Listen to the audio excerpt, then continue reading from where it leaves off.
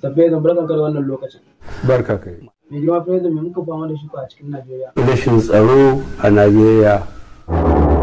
Ka ji ko? Baba ka ji dan Allah. Rashin tsaro kamar wani bangare kenan?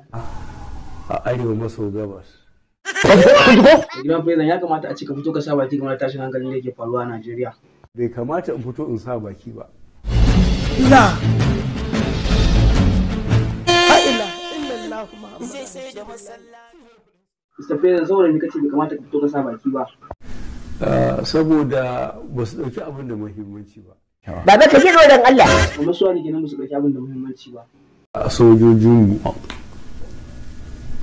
da na ruwa da na sama da na ƙasa da 'yan sandanmu. To ba da tukwa baka ka daidai da abin da Mr. President ya faɗa akan hakan. To kai me za ka ce game da hakan? Ba haka bane. Baba ka ji dan Allah. Mr. President ka daidai da abin da tukwa baka ya ce wai ba haka bane ba. In an ce ana ta kai ba a ta kaya. Baba ka ji dan Allah. Lahi lazi ba za ka shiga aljanna ba.